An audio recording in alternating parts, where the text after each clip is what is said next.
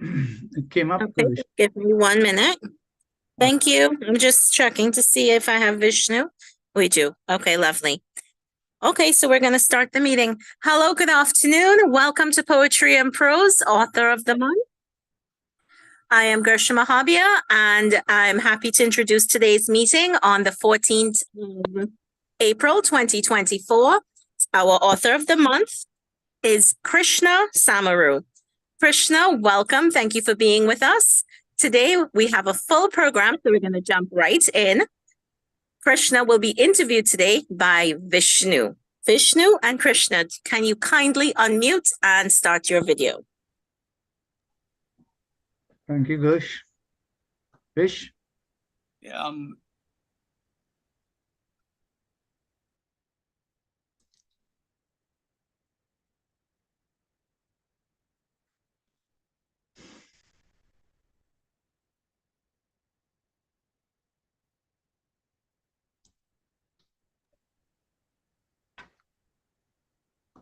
Hi, Harold, can you hear us?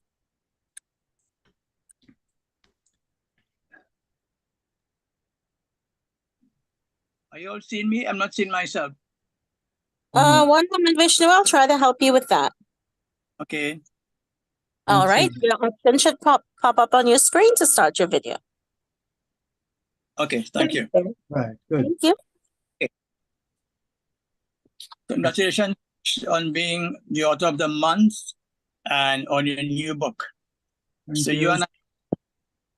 You and I are going to have a little conversation about this piece of masterpiece you wrote some years ago. Yeah. Now, I get the impression that the book is written when you were like in sixth form. Correct. And I'm thinking seriously that in a sixth form class, boys are generally playing around the pool. Maybe as an urban book, you'd be lying in the hollows, maybe looking for big woods in Chancellor Hill, or the Jumbie Bird, whatever. But tell me, sixth form, 19 years old, why will a boy think of writing a book about his days in sixth form? What was so special about sixth form that you needed to write that book? What was the urge? What was pushing you? Okay. Right, so the title of the book is Last Days of Class.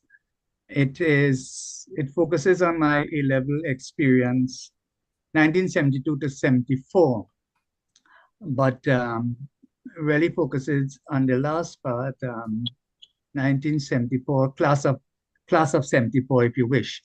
Now, what were we told about A-levels? We were told that between O-levels and A-levels, there is a big world of difference. There's a great gap, a great gulf fixed between the two worlds. And what is this gap that we had to deal with? It was moving from relatively easy work in O-level, rote learning mainly, to learning to think. That's the first line in the book is, at All Saints, I learned to think. It was a development of your critical faculty, hence GP, General Paper. And we studied a book called Straight and Crooked Thinking. We are told also that A-level is a preparation for university experience. We had to develop a self-discipline. At university, there's no bell, there is no roll call, there's nobody saying, come to class. You have to do it for yourself. You have to develop a strong sense of independence. And you had to read for a degree, literally read. That is work after work. And the third thing we are told about A-levels is that, well, in the school that I attended, a prestige school, we were told that we were part of la crème de la crème, la crème de la crème. It was a privilege to be in sixth form, to be among the future leaders of tomorrow, taking up leadership positions in the world. They said when they went to, they used to tell us, if you go to an office and you ask who's in charge, they want to see somebody that they taught. They don't want to hear somebody else in charge. So you're taking up leadership positions in society. So this was intensified, I'm saying, that experience in this prestigious institution, a Catholic institution. So for me, it was a very valuable experience. The most formative period of my life. It was made all the more valuable and memorable because of the times, that's the 70s, and the people, my classmates, my teachers, people leaving an indelible impression on your mind. So I started writing the book, and it was completed a year later in 1975. So between 19 years and 20 years, the book was written. So it's a record for myself, a memoir, that's the genre, a keepsake of that time, that valuable experience of interacting with individuals, most of whom you would never see again. You don't know what chance would happen and what design would take place. It's a record also, the book, for posterity. School days, we are told, among our most memorable days. And I'm documenting in that book what sixth form class was like in the 70s in a prestige school. The title is Last Days of Class. So it's the last days of secondary school. That's one interpretation. It's a way of saying I want the days of class to last days of class. If you take the imperative form of the verb last, meaning to continue to exist. And another interpretation I was thinking of is these cherished moments. It's the last days of class. If I could read what the narrator says in the prologue to emphasize what I'm saying here. He says, that's the last paragraph of the prologue. I couldn't help having to keep pushing away the thought that kept coming and coming again in my head, that my days at All Saints were somehow coinciding with its best. The idea that after I left All Saints, well, All Saints would collapse. So that's the idea that when I said the last days of class. And what form it took?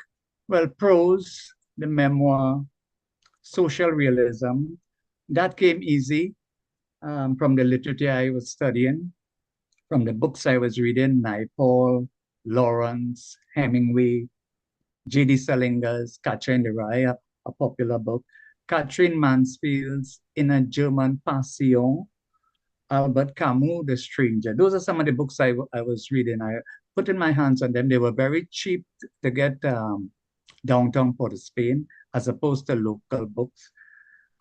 So books I came to value, literature books, that is, as sacred, for between the covers lay worlds awaiting discovery. Fish? Okay. You said something about, well, I'm impressed first again with the range of books you were reading at sixth form. Yes. Yes. I would think a university student would be reading those kind of books. But anyway, at 19 years old, brilliant person, top school in Port of Spain, wouldn't say the name. One of the top. But you're saying that the school, the teachers left very indelible impression on your mind. And you're saying at the same, you're talking about social realism, which I'll come to later if we have time. What sort of indelible impression it left on you that you think that forced you to write that book so that generations to come will read it and know something and gain something valuable? You said critical thinking. Yes. Anything along that line? What is it you're leaving in that book? Yes. Yeah. The the way they taught, how they taught. You take the history teacher, for example. We're going to hear about history. The English teacher, the way he taught, and the easygoing way. And later on, it so happened when I started to teach, I was patterning myself after, consciously or unconsciously, subconsciously, after these teachers. That is one way you could think of it. And then the other way is the students, the classmates, the friendships that you formed there, they last forever. It's a pity that I tried to establish contact with some of them through Facebook and things, but I was not successful. So these are, people I'm saying who remain, and you would like them to remain memory-wise. And in terms of the book, well, they exist in the book. All I have to do is open the pages and I'm going to see them. Yeah, Vish? Yeah. Were you like the only student in thinking that way, or you belong to a little group of students class again? Well, thinking along that way. That's a good question. I don't know what they will say, but I know how I felt. I don't know if it had to do with the idea of wanting to become a writer. I wasn't thinking of becoming a writer. Maybe I fantasized about it. Because I had if I were to show you something, I want to show you the manuscript for the book, right? This is the manuscript here, 1975. I was writing here. Good. And I continued it in this book. So I have, the manuscript in this diary forms. And when I look at some of the things you're writing, like here, you can see, okay, the liquid ink remaining. But watch it here now. You're not seeing, it's vanishing. The words are vanishing. And so on. So you have these, they are, I'm saying, in the book. The memories of these teachers, the administrators, and the students. And then, well, I added the piece on Madeline. Madeline comes up post the writing of this book. So I have Madeline here, and this is Madeline here, right? I put in Madeline to widen the appeal of the book to boys as well as the girls, as well as boys. And that explains the inclusion of Madeline. So Madeline was not part of the classroom setting. She was part of the when I went for lunch in the snack at the cafeteria. I used to see this girl, but more on that. Somebody could ask me more about that. Madeline. Yes. When we had a story about Madeline. Yeah. Tell me something. In one word, which was the best subject at high school in sixth form? Yeah, that is not a question. That's asks and answers, as they say. Literature, English. Yeah. Okay. All right. So just outside your school, I just want to change a little bit. Outside your school in 1970, and we used the word social realism. Yes, there was correct. Outside your classroom on the streets in Port. About 1970, and it went on. Did that in any way, okay, and I'm taking the consideration because it's a Port Spring school, your school might have been an upper class school. Maybe wrong, maybe right, I'm not too sure, I'm just guessing. Did that outside, this march on the streets of Port Spain, and what took place and what didn't take place, did that in any way affect sixth form boys in your class at all? Anyway, at all? Were you aware? Yeah, to a great extent.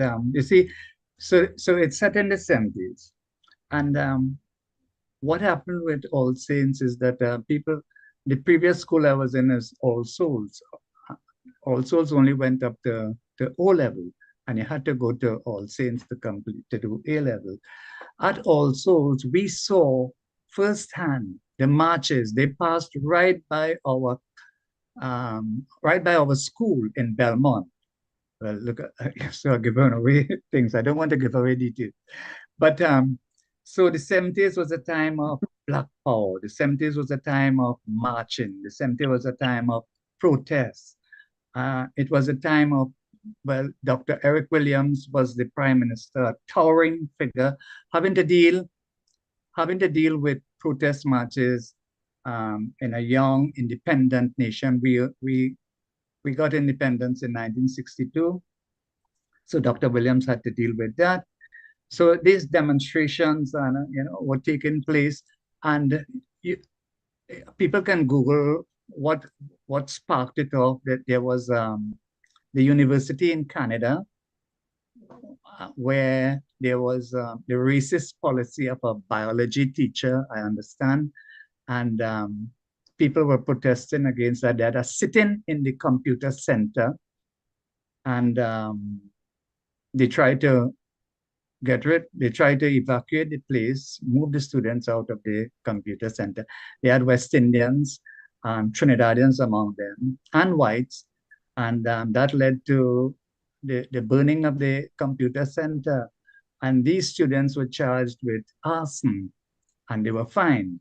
So in February 26, 1970, you had the start of these marches by the NJAC, National Joint Action Committee members, led by Geddes Granger, Macandal Daga, and they marched to Port of Spain, and they picketed Canadian-owned business places. And that was the start of picketing, not just Canadian, but it spread to white business places. So we had marches of thousands of people. Then we hear about Molotov cocktails thrown in stores, causing fire. And for a number of days, you have, the streets of Port of Spain thundered to the shouts of Black Power and power to the people. And then there was what considered to be one of the largest funeral from Port of Spain to Saint. That is the NJAC's idea of a state funeral for Basil Davis, considered to be the martyr of the Black Power movement. He was talking to the police about someone they were arresting, a mentally challenged person, and the police opened fire on him, and he died from that gunshot. And they had that march. While all these marches taking place, Dr. Williams just waiting, relaxing, waiting till he's holding his hand. But eventually he declared a state of emergency, and the NJAC people were arrested, other leaders were arrested. You may know some of them. They were taken to Nelson Island. On top of that, you had the regiment soldiers led by Rafiq Shah and Rex LaSalle in a kind of mutiny at Tetron, but they that was put down, and they were court-martialed and tried by officers from the Commonwealth, the Black Commonwealth countries, and Singapore. I remember the name Colonel Danjuma was the one of the leaders in that group of officers trying these mutineers, right? So how did that impact on us? Well, there was a lot of wearing of afros by students. We had 64 upper sixers, right? 24 were African, 9 Chinese, 12 Indians. You asked if it was, upper class, but no, so it was mixed. 8 whites, 11 were mixed. And so our students, our African students were wearing afros. I suppose if I, was of that kind, I would have an afro too. And the teachers were also wearing afro and coming to school in shirt jack, wearing shirt jack. There were talks of Black consciousness. We talked about that during recess time, lunchtime, and so on. I remember the head of the prefect body raising the talk about the casting of a Black man as Judas in the rock opera Jesus Christ Superstar. That caused quite a furor. And so even among us now, we were talking about it. We were debating things like constitutional reform. We were talking about that, racism in the college, our relationship with the whites. And that is going to come out in when you hear about Simmons. People were challenging the authority of teachers. You will see that coming out too with Slade and Imran. At one point, the prefect's body, members of the prefect's body, protested. We protested against the holding of PTA meetings in the library, because when they had their PTA meetings in the library, they asked us to evacuate, and that didn't sit kindly with us at all. We planned to march in solidarity with CIC students over an internal matter. I remember his Father Luke in the book. He says, Father Luke said, no problem, they could go and march. Let them keep marching. Don't come back. Don't come back here at all. And that was it. We didn't bother to join in solidarity with those students.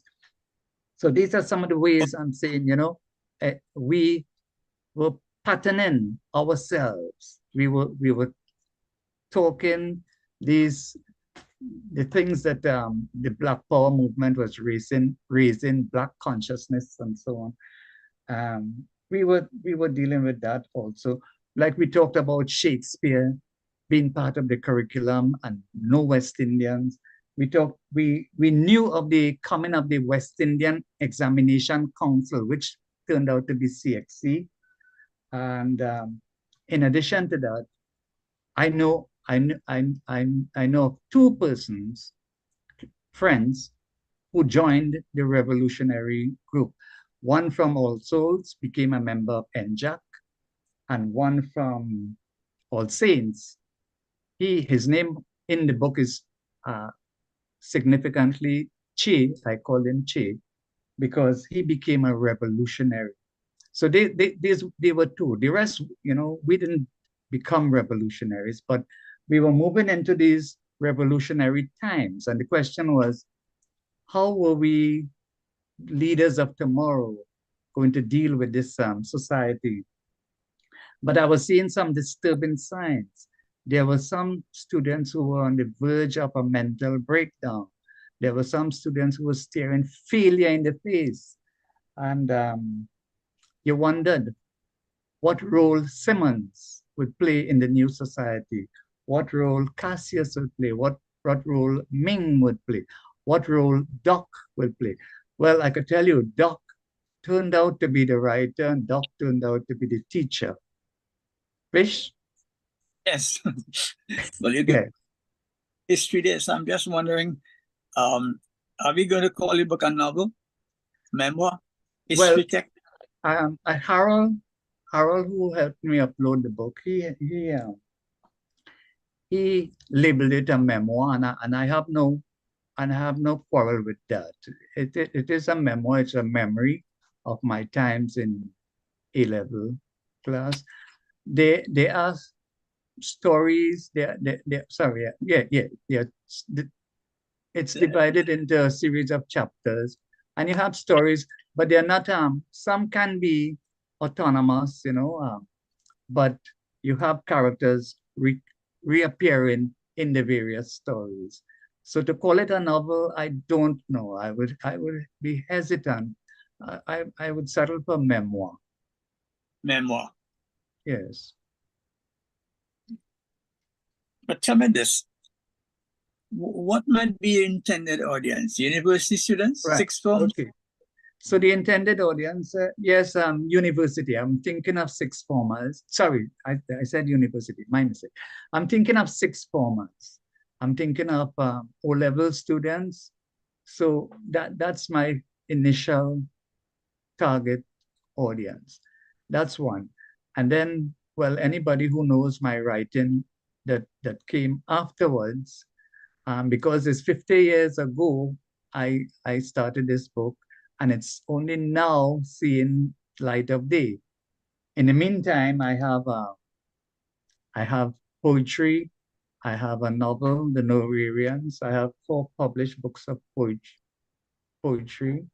I have a work of nonfiction, and so people who like my work, who know my work, yes, I would think that they could look at it and say, all right, so this is what Samara wrote at that young age, and compare it. Right, Vish? Okay. Yeah, Yeah. I think we're running against Sam. I know we could talk and talk. We almost Yes. half an hour I, program. I am good with that. Thanks. But beautiful book. I think I'm getting much more than that what I saw earlier o'clock. The nice, gentle, sweet stories. What you Right. history itself of Trinidad and Tobago in that book in the 70s, which was really a turning point in Trinidad's history. A big Yeah. turning social and I think that's all we have. Chris, I would Yeah. like to talk. I just want to say, following what you just said, the book can be seen as an innocent and innocuous work, but I think it packs a punch. Okay. I think that there seems to be like a lot of this and that and the other and something for everybody. I think you narrow down in the end to something that I would appreciate very much, knowing what took place and how that social unrest outside the classroom, outside the walls, affected the thinking of the student inside the class. Yes, how it encroached in the sheltered life that school offers, the outer world encroached. I thought that you'd have mentioned my friend Michael Als, but he was involved in that too. Well, you would know, yes, some of them I said. Yeah. Michael Als is the Young Power Movement. All right. Thank you very much. All right. There. Let's see what happens after this. Okay. Okay.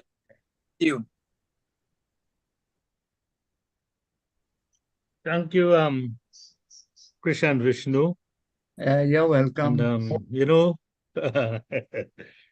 And as Chris was talking, I remember too, because I was working at the TNTech power station at that time during the revolution. I wondered if you and we had to get Nelson Island. We had to get special passes, from the Commissioner of Police, so we could have traveled to work. Okay, thank you. And well, we have a packed program before us, and I'm going to call on the first reader, Miss Gosha Mahabir, who would be reading from Krishna's book, and she would be reading English. Gosha, over to you. Thank you. Thank you so much. I am reading English. Just give me a moment. I am reading it from my cell phone because I'm having some issues with my laptop.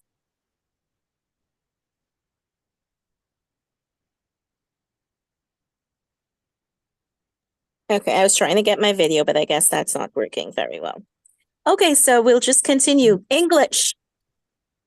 Now, Mr. Carpenter was saying, any questions? Sir, I don't know if this is a pertinent one, began Simmons. In the usual way, he would begin to ask a question. We all fretted audibly. But what I want to know is this. Sir, if a fellow happens to fail, let's say one of the papers, can he make up for it in the others? Or do we have to pass all 3 papers? The brain asked. Instead of satisfying Simmons' ego with the usual, that is a good question, bit, Mr. Carpenter replied, well, it would depend on which paper you're thinking of failing. At this, Simmons was shaking his head vehemently. If it is, Mr. Carpenter continued, if it is, you are talking about the Shakespeare paper, and I hope for God's sake you aren't, then you'd really have to perform extremely well in the remaining two papers. But if you're wondering about taking your chances in the modern paper, with the likes of Foster, Frost, and Owen coming at you, you'll have to do doubly well in the Shakespeare and the Chaucer papers. That isn't giving much hope, Simmons remarked. The rest of us stoops audibly. Imran, holding his like a musical note. Mr. Carpenter's eyes fell on Imran. Imran, you seem to have a problem. Imran stared at Mr. Carpenter, looked around the room, and then said, after a light stoops, I don't like Shakespeare, no? Mr. Carpenter's face flushed. Look, Imran, I think I've told you over and over again, if you think Shakespeare is shit, then, for you, he is shit. Mr. Carpenter reddened further. Everyone is entitled to his opinion. As I said a while back, if you had been listening, literature is response. How you feel about a work is important to each of us.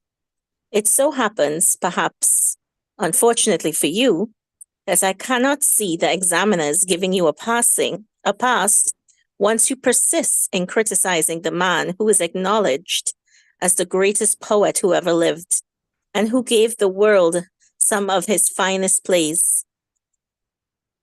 That is it, Imran retorted. Speak and pause. Speak and pause. Okay. One moment. Let me just mute Speak and Harold. pause. Yes. Okay. Sorry about that. That is it, Imran retorted. That is precisely my point. The examiners don't want to read what we honestly wish to write, but what some critic have to say in some damn book he writes. Simmons rushed to Mr. Carpenter's rescue by turning around in turkey-like fashion to face Imran. Listen, Imran, do you want Mr. Cambridge to start setting texts like those books written by Louis L'Amour? He asked. We all knew those were Imran's favorite reading material. Well, Imran began fearlessly, I certainly hope one day they stop this Shakespeare madness. The man is too dense for we, our West Indian intellect. Why we can't be studying books written by Naipaul or Walcott or even Freddie Cassoon? Speak for yourself, said Simmons, giving up and turning around to face the teacher once again. Imran's rescue came from an unexpected source, Slade, who was taking in the exchanges as much as the rest of us, adjusted his seat to face Simmons before saying, Yeah, no, man. I really want to see your results before I even glimpse mine, you know? Because you're humph, boy. You feel you so good.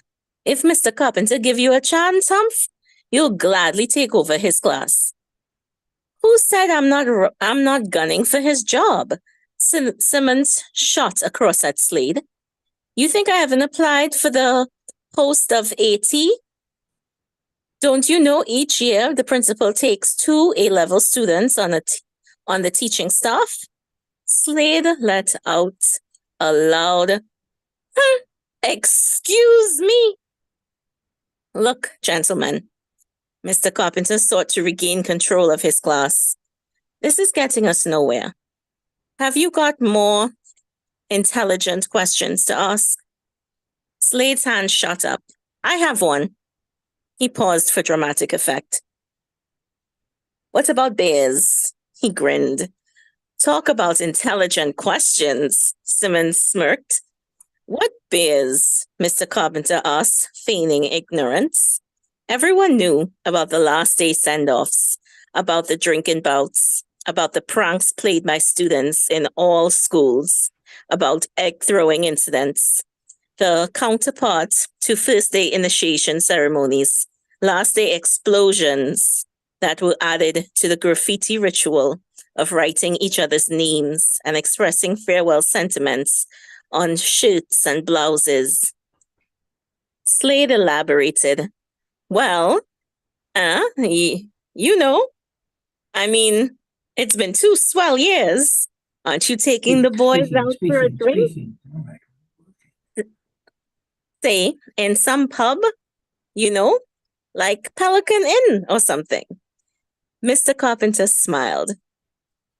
Is this some kind of extortion? He asked, looking at Slade. Just a thought, Slade said, adjusting his shades. Actually, there is a nice watering hole opposite the Pelican Inn where we can hide out and throw darts at each other or shoot pool, said Mr. Carpenter to expectant hearts. But you got to promise me one thing, full A's in the exams. Then he drew out his teacher's chair and sat down to soak in his victory. You have my promise and my guarantee, said Simmons. Before anyone could rebut Simmons' remark, which we were all queuing up to do, the bell rang, signaling the end of first period. Everyone relaxed. Mr. Carpenter broke the silence that followed. Well, gentlemen, we have one more period. Is there anything that is distressing anyone in particular that you'd like to talk about? Up went Simmons' hand. Yes, Simmons? Asked Mr. Carpenter. Thank you for allowing me to read. Thank you, Gush. Thank you, Gush, and as Yeah.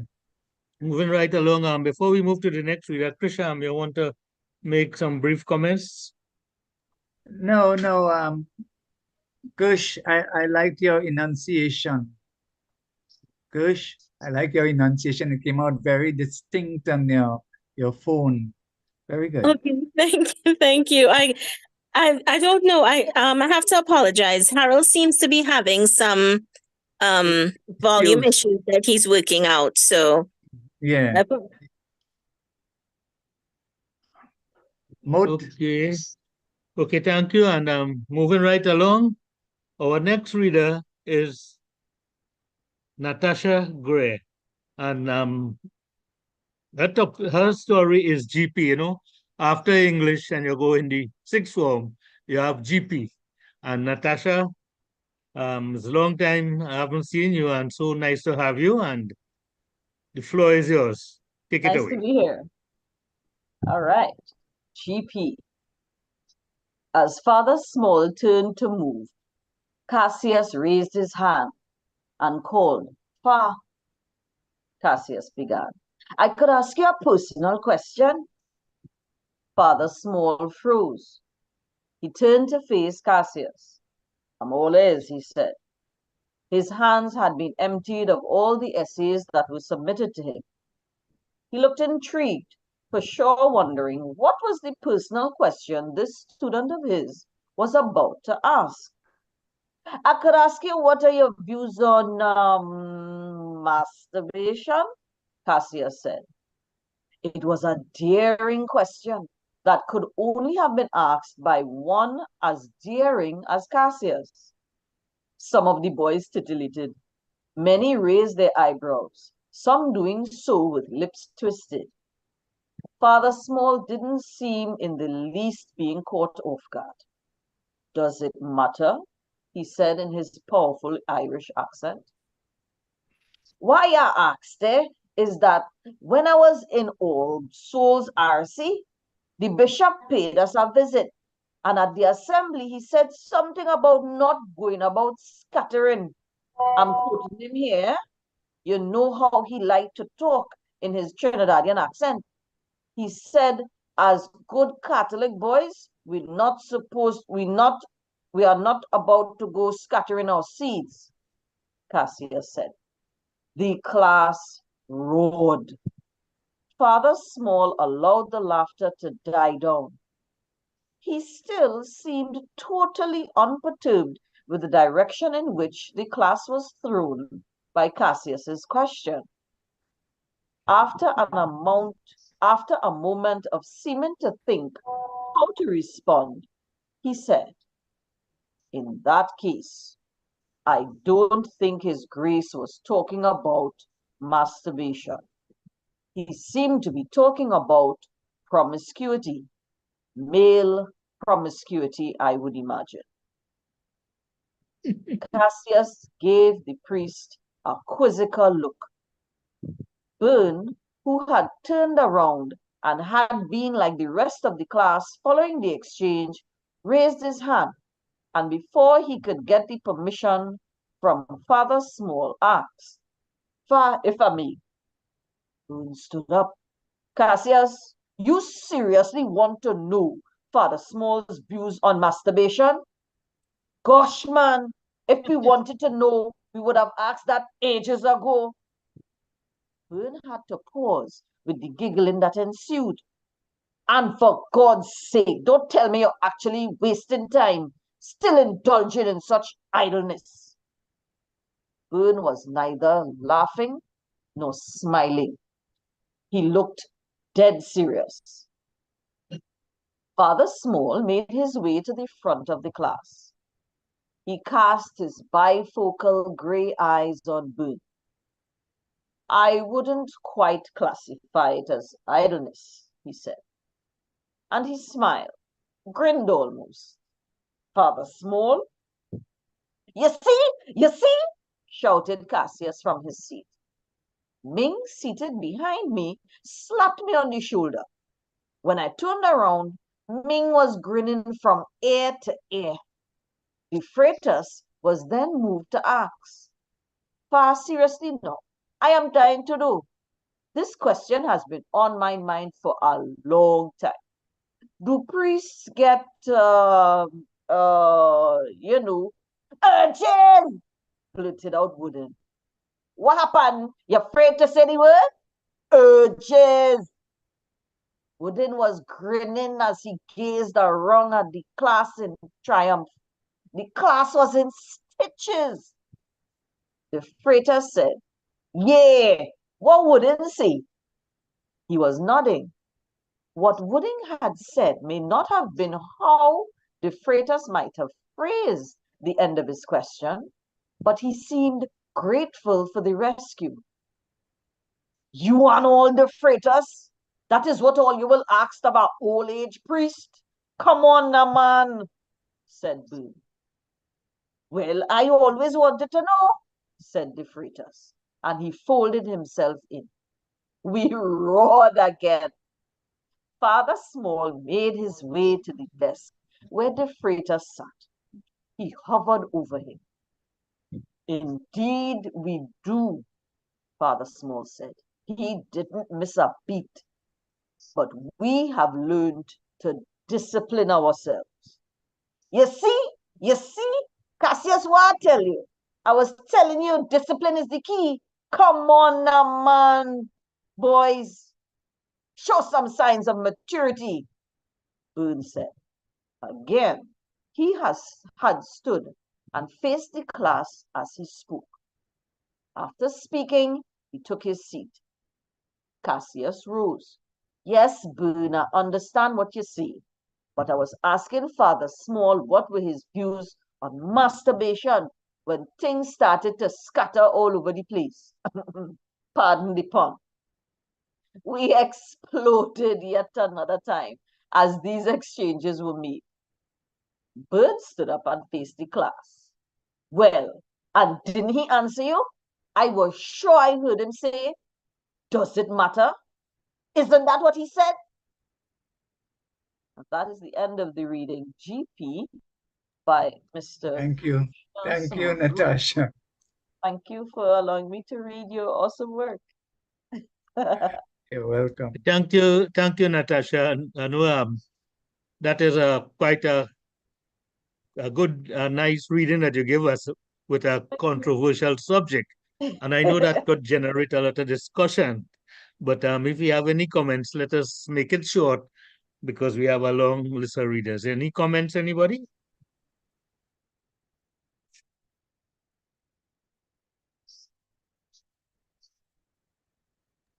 Okay, moving right along. Our next reader is Randy Ablak, and Randy would be reading Double Econ. Mr. Rivers, Randy, take it away. Okay, I'm unmuted. Are you hearing me clearly?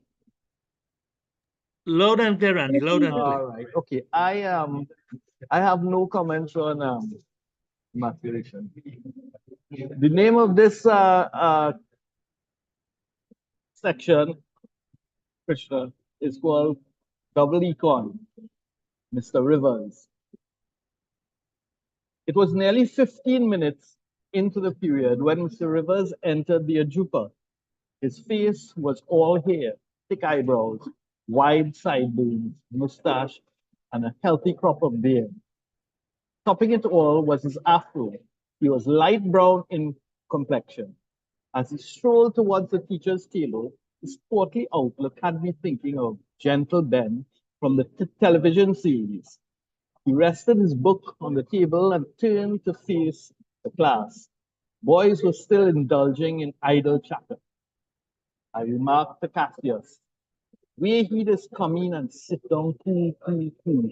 You don't find he just remind you of Ben? What? Michael Jackson Ben? Said Cassius, being his usual playful self. Cassius, of course, was referring to the latest LP released by the singer. The cover jacket for the LP showed a furry rat. Astute.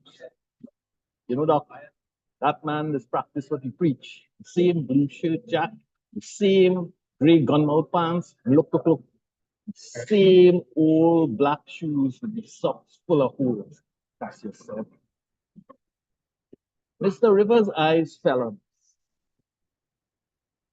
Cassius and Supnanan.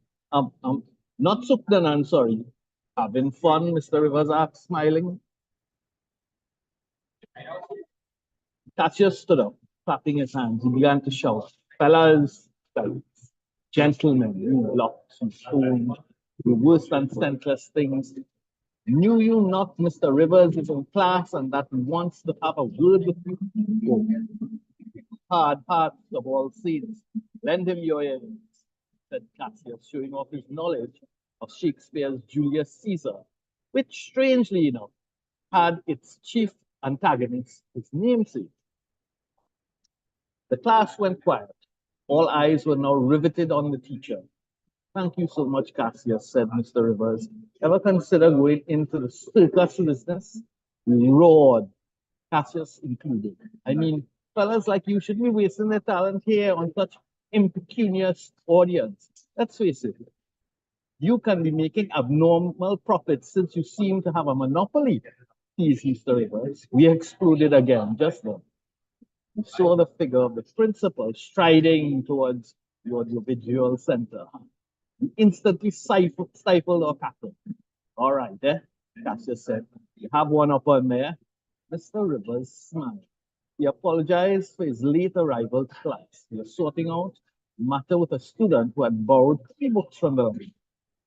The books were overdue by almost a week. He then called the roll by asking who was absent rather than running down the list of names as did Father Small. Simmons, occupying the front row to the left of the classroom, by his companion seated to his right, peered around the classroom. Seems pretty much like everyone who is supposed to be there is here, except for Hyder Ali and for that intruder down there, Simmons said, pointing at Yoplal. Yoplal was discussing something with Wooding. Wooding, sitting just 2 rows behind Simmons, gave him a cross look, told him to mind his own business. Mr. Rivers, said Yoplal, I would advise against liming with those boys in the back, you know. They can be a very bad influence. Yoplal raised his right hand and begged for it. He got the book that he was borrowing from Wooding and scurried out of the classroom. You have to say something, said Wooding, eyeing Simmons with rage. Always have to say something. I was only doing my civic duty, rebutted Simmons. Go ahead, try my patience, lad, said Wooding. See if I don't freak you out lastly. The teacher stepped forward. Gentlemen, or should I say gentlewoman? Come on, stop the silly spat. Let's get on with business. Everything silly for you, eh? Wouldn't work it out. You could have heard the proverbial pin drop. Wooden was really in a mood this morning, going after the teacher the way he was doing. And Mr. Rivers of all teachers, you don't want to see both sides at all. True born colonials. Simmons is your pet student. Simmons is your friend. So you don't care about anybody else, yes? Said an irascible sounding Wooding. Look, Wooding. Having trouble putting up with the other members of class, in particular with Simmons, I suggest you leave the class. Have my solemn permission, said Evans. He sounded dead serious. The first time I was seeing him in this mood. For a very eye, gentle Ben was walking in the sackcloth. He said, "I no leaving class." Wooding asked, raising his voice. Then in a tone audible only to those around him, he added, in class, he did that way. He smiled impishly. Then he dropped his head in the desk. Thank you. Randy, I feel you had an echo. I've seen two Randys. I have. Is that you also?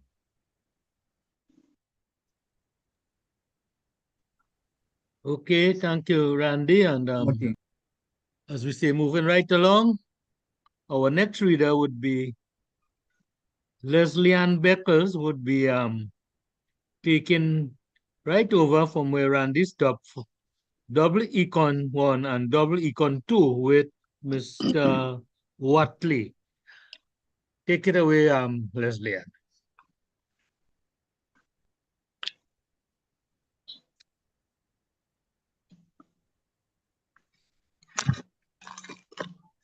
Good Leslie afternoon, Ann, everyone.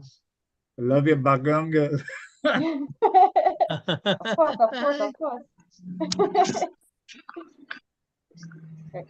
Double econ, Mr. Watley. Westinghouse squinted at the board. He was sitting at the front of the middle row desk in the classroom. I would say C, he answered decisively. Most of us agreed with Westinghouse. Correct, said Mr. Watley, nodding and with a light smile breaking over his face. We're marking our responses for ourselves. I gave my answer a big tick. Wait.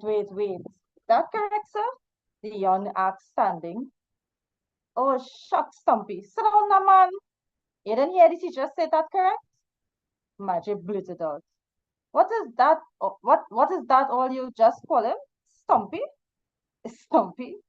Well, I hear all kinds of nicknames in the past, eh? But boy, that name suited to a T, said Mr. Wood. So, Stumpy, what answer you say it is? Mr. Watley asked, becoming serious. Well, sir, I put down A as the answer, said Leon. Mr. Watley frowned. He looked at the board as if reviewing the question. All right, here what, he said, turning back to face Leon. Let me show you why the answer is C, he said, all serious now. Drawing over the diagram on a blank space of the wide blackboard, Mr. Watley explained step by step the phrasing of the question, its interpretation, and the logical answer. He was not condescending when he did this. He was truly trying to enlighten Leon. Leon was frowning throughout Mr. Watley's instructions. He asked him to repeat it. Mr. Watley did so, a bit reluctantly, it seemed. He let out a sigh of relief after he had done so. You know, sir, I still can't see how the answer is C. I still feel as if, sounding more like it, said Leon, still standing. Mr. Watley stood arms akimbo, watching the working he had just gone through twice on the board for Leon's elucidation. He then faced him. You mean to tell me, after all that explanation I gave you, you still see an A as the answer? But what the kiss me ass is this, boy? Where you come from? The country? He used a country bookie or what? Leon smiled nervously. He slid back into his seat. He was getting on our nerves. There were some murmurs of protest, but at the same time, we were not encouraging Mr. Watley in his ridicule of our friend Stumpy. Look, let we do this by a process of elimination, okay? Said Mr. Watley. What? What? What? What is that? Asked Leon. Oh, shit, boy. Like you don't know nothing, Mr. Watley said, seeming to lose his temper. We too were losing our patience. Listen, Stumpy. When you have time, I want you to go to the library and borrow Lipsy's book. Turn to the page on national income and see if he explained it better than me, said Mr. Watley, surrendering. What? What? What? Lipsy? Nah. I take one look at Lipsy and I get instant headache. And that was only from reading the introduction, Leon said, rising to take his point. Hey, that come out like blasphemy to me, you know, said Mr. Watley. Lipsy is my Bible boy. Is he I beat off for university, yes? I sure all you noticed me and too keen on Nevin. We had noticed that. Sir, but if someone beat off Nevin, that wouldn't guarantee a chance of passing? This was Ronald's question. He was seated behind Hyder Ali, near the Three Musketeers. Oh gosh, Ray, that is what you go ask the man? Burgess teased. Ronald shouted, boy, give me a fat chance now. Anybody talking to you? Before Mr. Watley could respond, Simmons raised his hand and spoke. I think that is a good question, Ronald asked. I have literally belted the Nevin from cover to cover. In addressing the teacher, Simmons had made a slip by referring to a nickname linked to the teacher, which Simmons himself had told us about. The freighter jumped on his back. Hey, to you, boy. You can see the man is with teacher. I mean, it's true. He still have a baby face, but that don't give you the right to be so familiar with him. Come on, man. Apologize. Simmons looked across the room to where the freighter was seated. Look, you don't know him as I do. We're practically neighbors, so buzz off. Mr. Watley seemed amused at the banter that was taking place between these two right before his eyes. Simmons was correct in what he had told us that Mr. Watley was renting an apartment not too far from where Simmons lived in the upscale neighborhood of Maraval. Boys in particular, Simmons, all you must learn to control all the emotions, man. You don't know heckling just lead to fight, advised Mr. Watley. Simmons turned around once again. He apologized to the freighters. Sorry, I lost it there, he said. The freighters only shrugged their shoulders. Yes, who asked me a question just now? Asked Mr. Watley, moving midway and turning to face the class. Oh yes, he said, recollecting his train of thought. You wanted to know about Nevin? He turned to Ronald. I would personally recommend Lipsy any day over Nevin. But since Nevin was designed mainly for advanced level 1, I would say anyone can get a distinction by beating off Nevin. He turned sharply to Leon and said, so Stumpy, there's hope for you. Leon sprang to his feet. What? What? What is that, sir, say there? Saved by an early bell, Mr. Watley looked up to the heavens, then bolted out of class. Thank you, Mr. Samaru, for the opportunity to read this awesome story. You're welcome. Douglasons. Thank you. Yeah, thank you, Leslie Ann. That was a lovely read, So nice to have you with us. And I hope that you and Natasha would continue to join us in our meetings. Our next reader is Arlene Quiu Pina. Arlene would be reading Recess. Recess used to be one of my favorite times, whether in primary school or secondary school. Okay, Arlene, take it away. Okay, hi. Hello, everyone. I'm on mute, right? You can hear me? Loud and clear. Okay, great. Thank you. Recess. I returned to the classroom. Imran was seated on the desk which, a while ago, Benjamin was warming when he tried to probe the interiors of my mind. Imran's face rested sideways on the lid of the desk. As I walked to my desk behind Imran, I muttered, "Domestic problems?" Imran smiled. Lifting his head, he said, "Doc, I give up, yes. I give up on exams, on education. I even tempted to say I give up on life, yes. I can't take it. I can't take it anymore." He gave a great yawn and stretched. I doubt if I go come and write exams, yes, truly. Instead of going to my desk, I sat down on the one in front of Imran and faced him. "Imran, now is not the time to turn back, boy," I said, offering a little or no comfort. Imran looked at me in the eye. "Yes, Doc, I understand what you're saying. But why should I go on when failure is staring me in the face? It's like the end of the world for me. How I go look at my mother in she eye and tell she I fail? I have no father. She is mother and father to me. I feel I let her down terribly." Tears flooded his eyes. There was no one else in the room. Imran looked away outside. Through the louvers, I can see the small iguana sunning itself on the eastern banks of the Marval River that ran along the full length of the eastern side of the school. "So, Imran, you mean to tell me you swallow that fat lie that if you fail exam is the end of the world?" I said, pulling his eyes back inside to face me. "Boy, not even after death of a loved one would the world stop. So get that idea out of your thick skull. You hear what Casey Kasem said? Keep your feet on the ground and keep reaching for the stars. You understand what he mean by that?" I paused. Imran was staring into space. I continued. "It means you may not reach it on the first try or even after several, but you have to keep reaching. That's the point. Nobody say to hang your hat where your hand can't reach. I'm sure if you explain to your mother what you're going through, she would understand." Imran nodded.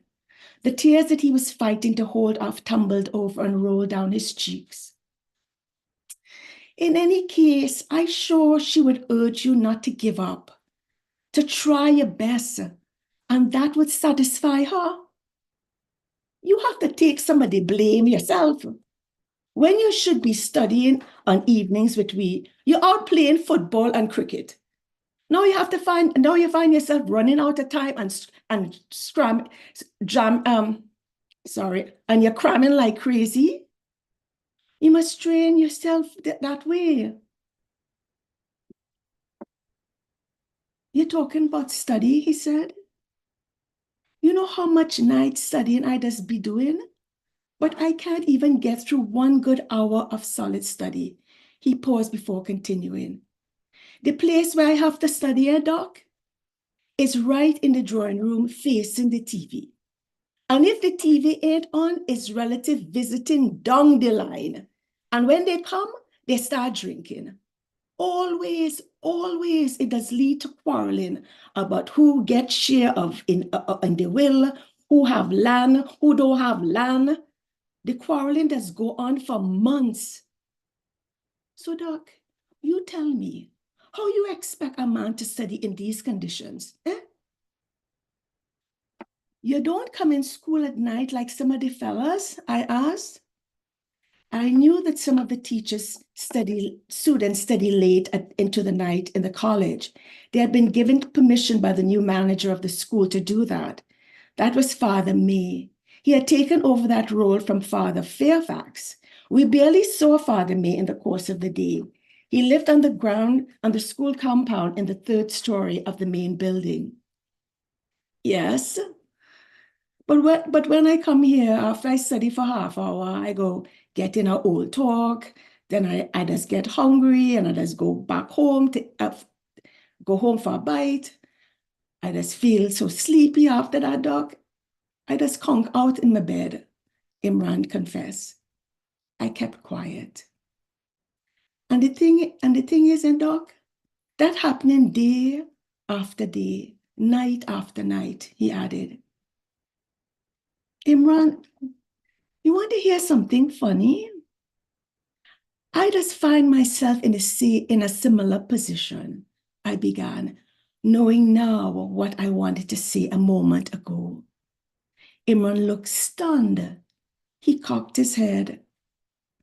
But it's one thing that's keep me going, and that is, I would like to try, because I know I can't repay my parents for giving me 3 important things in this life: life, love, education. So whenever I have a domestic problems, I forgive and forget. I start all over, I said.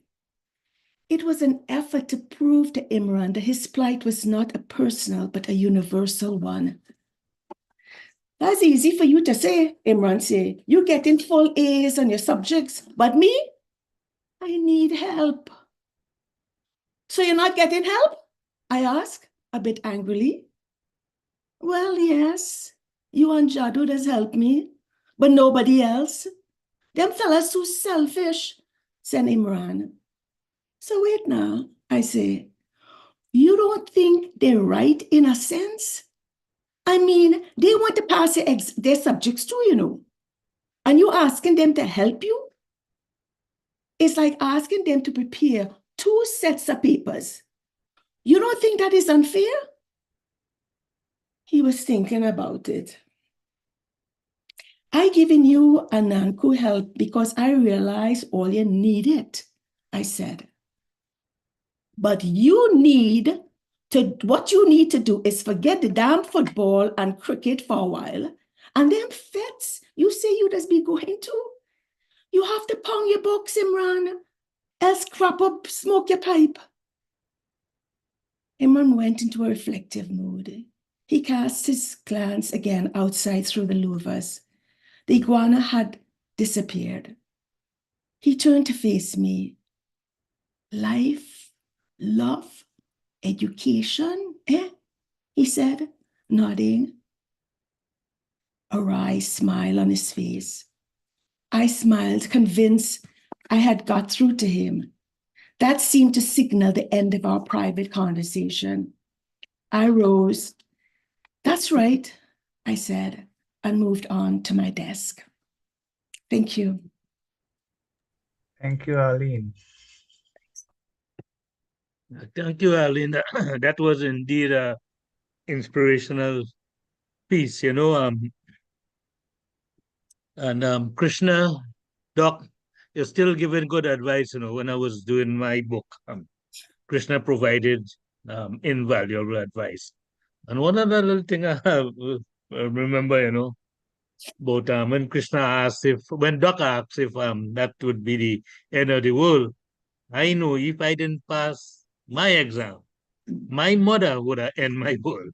So thank you again, Krishna, for that piece, and thank you again, Arlene, for so well enunciating that piece. Okay, our next reader would be my good friend Willard Gopal, and Willard would be reading history. Okay, take it away, Willard. Okay, thank you, Mr. B, and good afternoon to everyone. Great readings. Pleasure to be here and privileged to read this. Good afternoon, Willard. Yes, good afternoon to you, Christian, and congratulations on your publication. So I have been asked, it's my pleasure to read this particular short story entitled, are you all hearing me though? Yeah. Yes, Willard, we're here. Yeah, okay, so I'll go right into it. This piece is entitled History, and it goes like this. Well, gentlemen, let's see how far we've reached with Sweden, said Mr. Providence. The clipboard was holding sheaves of notes. He crossed his legs.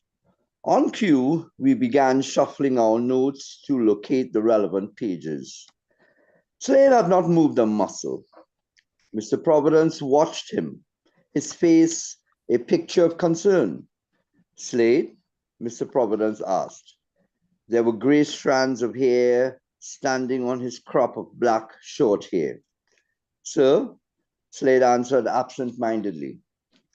We all looked on. Everything all right? Asked Mr. Providence provokingly. Slade stooped, not at Mr. Providence, but in desperation. Well, here now, man. I don't think I can continue to do any more note-taking on Sweden or... You mean, interrupted Mr. Providence. Like Simmons, you have become anti-Swedish? Mr. Providence grinned before adding, their standard of morality is too low for you? No, no, not that, said Slade in all earnestness. I mean, I just don't intend to do any further work on the course again. Slade, you sound serious, said Mr. Providence. Well, yes, I don't know about how the other fellas feel, but I mean, continued Slade before he was once again interrupted. Wait. Hold on, said Mr. Providence, his face suddenly going serious, as if he was now discovering the gravity of Slade's situation. Let me hear why you were not prepared to go on with the course. Well, this is my personal opinion, but I feel Slade cleared his throat before continuing. I feel like if I could keep history at a standstill and revise all that we have done, I don't know. I feel I stand a better chance at passing my other subjects, since I would then be in a position to devote more time to those subjects. In my case, that is English and Econ. Again, he had to clear his throat before continuing. I think I can safely say everyone here would agree that we are spending so much time in history. It is at the expense of time we could be spending on other subjects. I agree what you are saying, said Mr. Providence, uncrossing his legs. But you are in a different case than your classmates. Even so, the other subjects you are talking about, English and Econ, you say? They are relatively easy subjects to pass. The night before the exam, you just have to look over your text and you'd walk all over the examiner. Write a few lines in favor of Shakespeare, Chaucer. Who again are you studying? Austen? These are easy people to write about. And for your econ, what is land, labor, capital, and rent to write about? Easy as kissing hands. But you try that with history. You go ahead with a marker who is pro-Swedish, let's say, and he thinks you are insulting his people. Well, boy, heaven help you. If you scrape a pass, you'd be one of the lucky ones. History class had really taken a serious, somber, almost turn today. I had no idea where it was headed. But everybody not in the same position as you would like to think, interjected Imran, drawing Mr. Providence's attention away from Slade. Take Simmons and Cassius, for example. They're almost assured of their pass in history. Imran, began Mr. Providence, what's with you now? You of all persons? Mr. Providence smiled.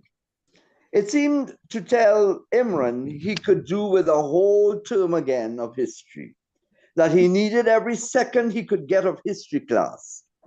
Turning to Slade, Mr. Providence said, Slade, I fully understand your plight. It has happened to boys in the past, and they did go on to succeed in their other subjects. But still, I cannot grant you permission to leave my class just like that. How do you mean just like that? I'm not walking out of your class, you know. And besides, last week you told us if we didn't feel like writing the essay you gave, we didn't have to. So I mean, man, like you going back on your word, said Slade. It appeared as if he was rapping Mr. Providence on his knuckles. It's not a question of going back on my word, Mr. Providence corrected. Look at it this way. It's more a question of making it my duty to see that you all get through the course you know. In the time that we have left, we can't be found lagging at the moment, right? That's not democracy, blurted Simmons, striking the desk with his fist. That's not democracy. Who said it was? Said Mr. Providence. In the class, the teacher has sole dictatorial powers. Not in economics, informed Simmons. The word is economics, corrected Mr. Providence. Simmons had given the American pronunciation. Economics, blurted Simmons. Oh my gosh, Simmons. The correct pronunciation any good dictionary would reveal is economics, persisted Mr. Providence. Okay, we'll see. Can you give me permission to go to the library upstairs to look it up in the concise Oxford Dictionary? Asked Simmons. He was pushing his luck. Many of us were shaking our heads in disbelief at the level not only Simmons, but also Mr. Providence had descended into in order to score points on each other. Certainly, Simmons, certainly, said Mr. Providence. He searched for a permission slip. He filled it out slowly and deliberately before handing it out to Simmons. Thank you, said Simmons, grabbing the slip and slipping out of the class.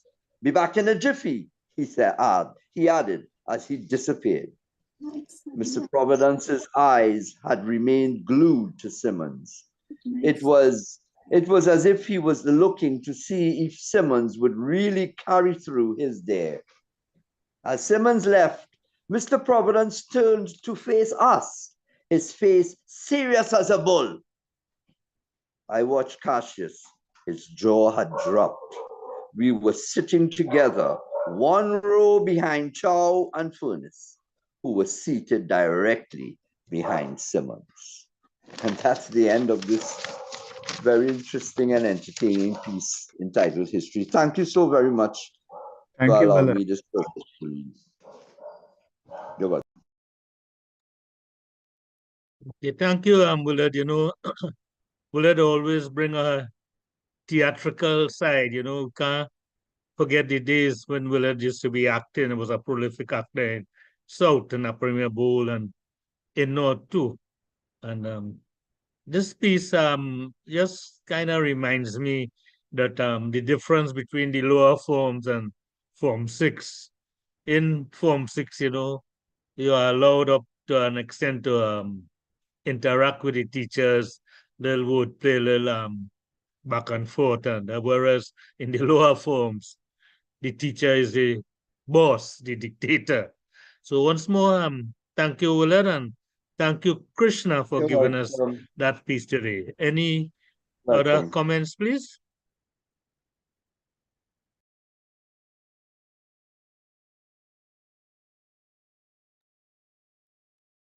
Krish, you want to say something? No, let's move on. Bring in Frank. Okay, Krishna, while I have you here, Harold having a problem with his computer, so that you would be reading last days. No problem. Okay? Yeah, I understand.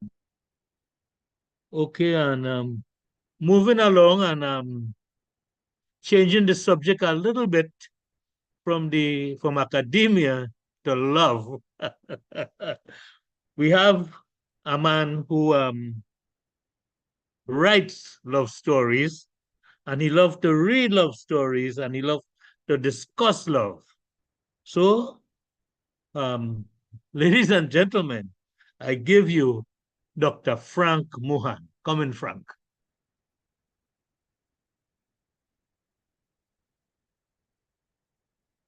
Oh boy, Frank is not here. Yeah, I'm here.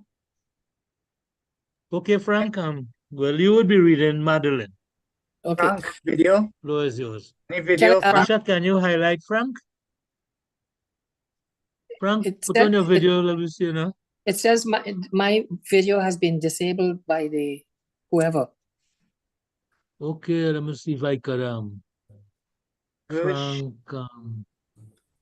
just a minute. Right, we seeing you, Frank. You see me? Yes. Right, right, yeah. Frank, you're on. Okay. Okay, well, first of all, congratulations, Krishna, for this masterpiece. What I'm going to be reading is called Madeline, and it's an entertaining capture of the dynamics of budding relationships in senior high school. I think we've all gone through that, and we can all identify with this. So here goes. The topic that was hot on everyone's lips, however, was the dance that was planned for the weekend. It was organized by students from 2 neighboring schools. The dance was to be held in a building around the Queen's Park Savannah. The building was a property of the Casuals Sports Club.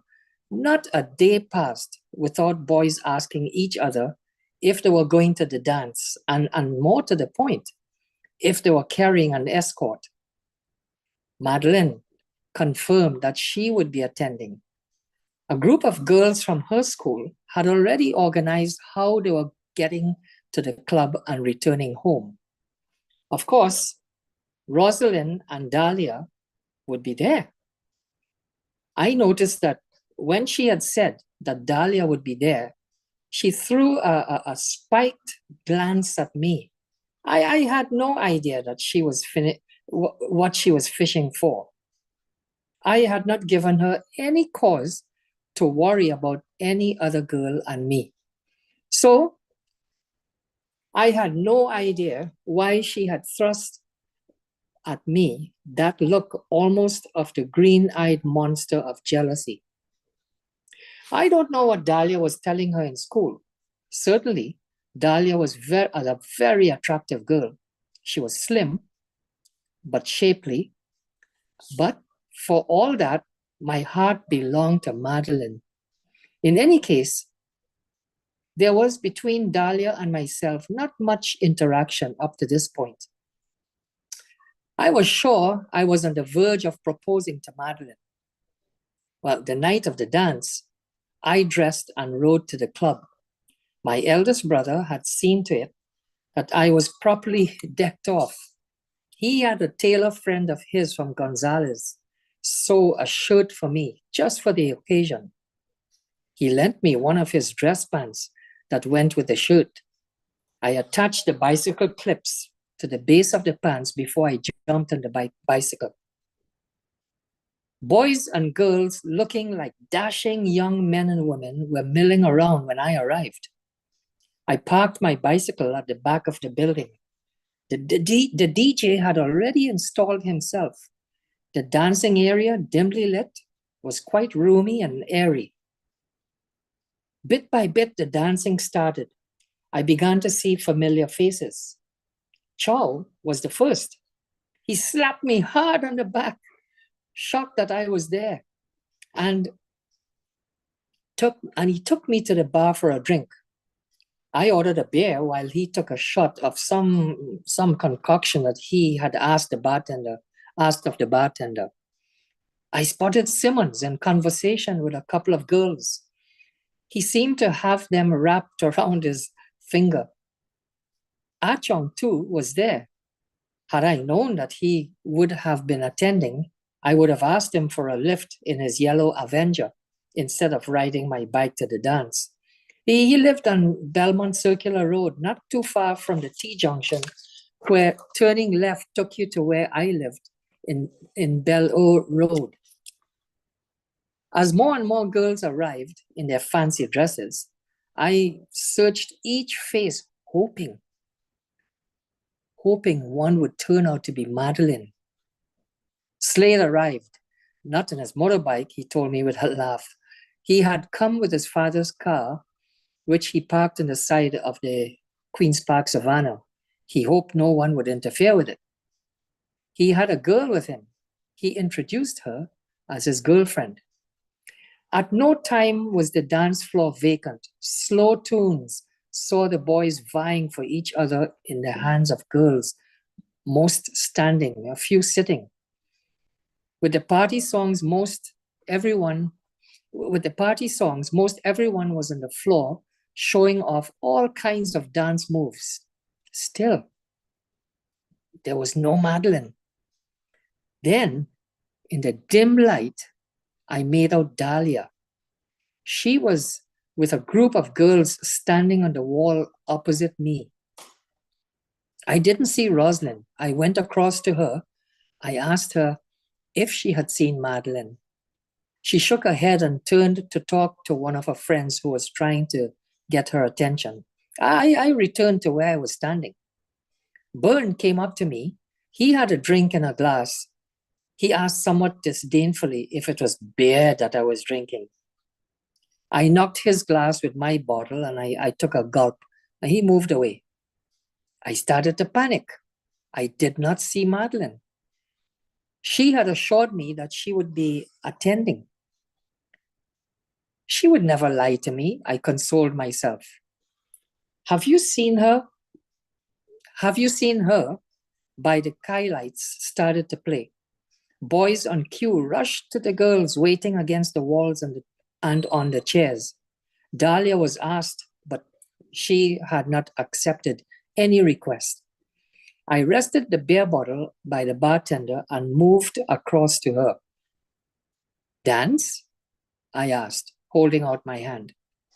She put her small, soft hand in mine, and I held her and moved gently with her. She was wearing a very strong perfume. Her face was made up. Her pimples were hidden with the foundation she had used. At one point, she said something to me, but the music had drowned it out. Bit by bit, I deciphered what it is she had asked. She had asked if I was sorry that Madeline was not or had not shown up as yet. I didn't want to tell her that I was,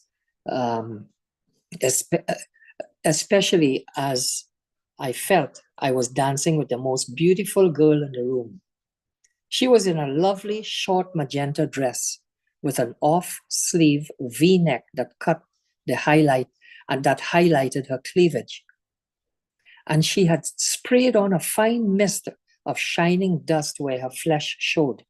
I couldn't help but gaze. You don't have to lie to me, Dahlia said, looking up. After a moment, I said, you look desirable. I hoped I was not stepping out of line. Thank you, she whispered, looking into my eyes.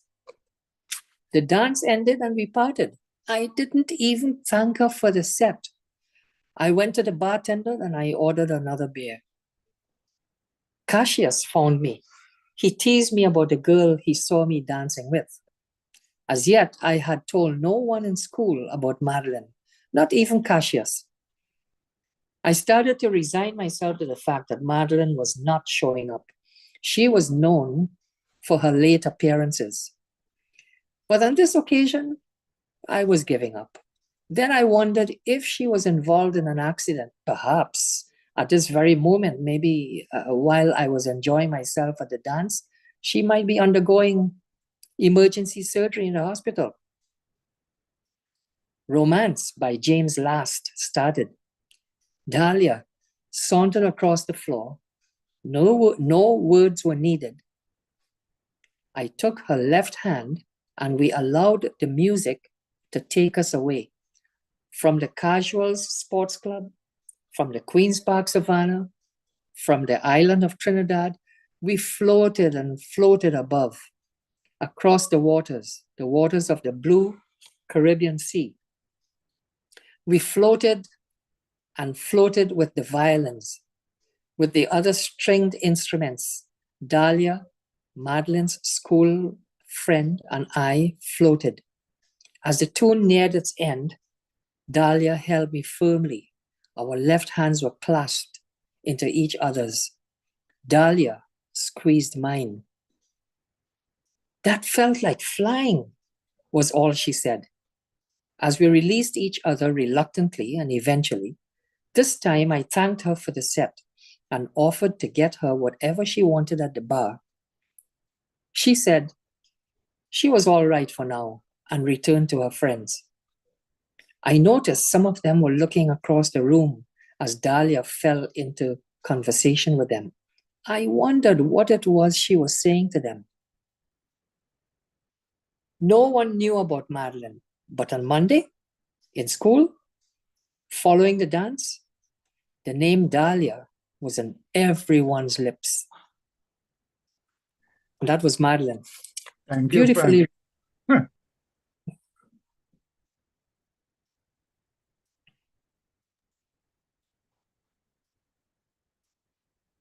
Thank you, Frank. You know, that was beautifully read, and it just goes to show sometimes how fickle, love could be. Yeah, we started up with Madeline, and we ended up with Dahlia. And I Precisely. could promise you that we'd be revisiting Dahlia in a later story. I think we can Okay, all so go ahead. identify that situation. Yes, indeed. So if we have, before we call on Cynthia, anybody want to make any comment before Cynthia starts to read?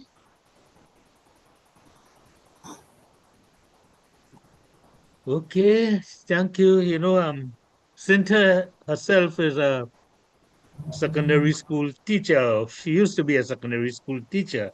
So I'm sure that Cynthia would have been able to identify with a lot of these stories that we have been reading. And she must have been smiling to herself, reliving her own experience in the classroom. Okay, Cynthia. So before Cynthia reads prefects meeting, maybe Cynthia would want to share a little bit of her time in school. Cynthia, go ahead. No, I'm not going to share anything. I am just going to say that I was so thrilled to be asked to read because I knew that this would be a wonderful session. So my piece is Prefects Meeting. Father Luke was waiting on his boys. Stainless steel chairs fitted with plywood seating belonging to the hall had been arranged in 5 semicircular waves. An aisle parted the waves so that each row had 7 seats on either side. Father Luke was standing in front of the stage, in the middle where the aisle had cut into the waves, his hands thrown back in partial crucifixion pose, to rest on the apron of the stage itself. In the front row, to Father Luke's right, sat the bourgeoisie. Simmons, Slade, Byrne, and Myers in that order, from the doorway that was closest to the short flight of wooden steps that led to the stage. I chose a seat on Father Luke's left to make full use of the breeze that was blowing from east to west. I took the end seat of the third row. When Cassius came through the doorway in the middle of the hall, he took a long look before choosing where he would sit. Spotting me, he walked straight across to keep me company. Phelps and Teasdale were sitting in our row. Gradually the seats were being occupied. In spite of being in the big, airy hall, Father Luke was perspiring. He was not smiling. Perhaps his patience was turning into impatience. He was dressed in his customary white shirt jack and black pants. He loved wearing black pointy-tipped shoes. Rarely did he don his priestly garb. On either side of the collar of his shirt was pinned a minute silver cross. He tugged at his back pocket for his handkerchief, fished it out, vigorously wiped his face, his neck, and remopped his face before putting away the brown handkerchief. Phew, it making warm, eh? You don't find? Father Luke asked no one in particular. Slade, who was sitting directly in front of Father Luke, nodded. He had his right foot propped on his left leg, showing off his tall black boots. His hands were resting on his right boot. After several minutes, there were still many vacant chairs. Of the 64 students in upper sixth, at least 50 were prefects. There seemed just half of that number in the hall at present. Father Luke was beginning to look disturbed. He turned his back to us. He opened his diary, which was resting on the stage, and flipped it through. The diary recorded the weekly meetings Father Luke had with his prefect body.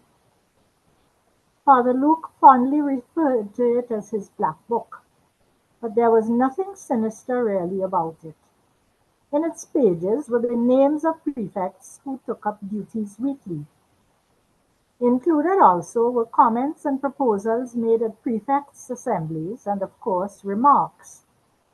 It was that latter category that boys dreaded, for those determined the nature of the recommendation that one could get from Father Luke. Diary clutched in his left hand, Father Luke turned around to face us. "Look, we might as well begin," he said. He spoke in his deep bass voice, but he was sounding a bit agitated. Some of these guys are always so late it has me wondering how they'd make out in the world of work. After a slight pause and getting our attention with that remark, he continued, "I called this meeting, gentlemen, for a number of reasons, the primary one being it is my last chance of seeing you together as a group." He paused. I suppose he was allowing that to sink in. "Permit me to say this.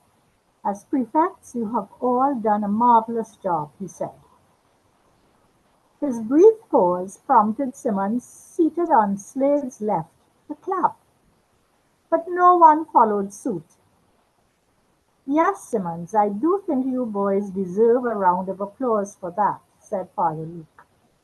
He was nodding and smiling, and patting the open face of the diary, he triggered a full-scale applause. Father Luke had a distinct look. His face was oval-shaped. He was brown-skinned. He had a large forehead, a long nose. He had this way of angling his head when he spoke and extending his neck like a turtle. His pauses always left his mouth agape. His face was always clean-shaven, his hair always well-trimmed. Father Luke was waiting for the loud applause to die down. Just then the tallest boy in the school, Reefer, appeared in the doorway that led to the front. Father Luke beckoned him to join us. His hand directed Reefer to have a seat. Reefer took his time about it, walking like a blind man in his spectacles. He was grinning as he looked to take his seat. "Better late than never," remarked Simmons as Reefer walked past him. In glancing back at Simmons, Reefer almost tripped. He grinned to save face. Keeping his eyes focused on Father Luke, whom he walked past, he ended up sandwiching himself between Alexander and Westinghouse. He relaxed finally, stretching out his pair of long legs. He was probably wondering why the boys were applauding his entrance. "Yes, well, now that we have applauded your late grand entrance, Reefer, I suppose we can get on with the business of the meeting," said Father Luke, eyeing Reefer. He was smiling impishly. "Thank you for the pleasure of reading this story this afternoon, and I look forward to reading the rest of the book." Thank you, Cynthia. Thank you, Cynthia. Thank you, Cynthia. And I just want to let everybody know that this book is available on Amazon, Kindle, paperback, hard copy. So just go and order it, and you can enjoy all of Krishna's stories, because we don't have time to do all of them today on this program. So once more again, Cynthia, thank you for that wonderful read. And I invite welcome. comments from participants.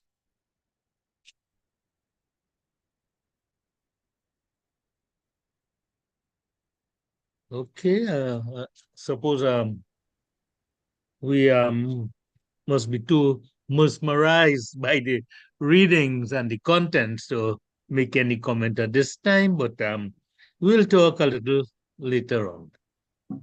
The next piece is entitled Last Day.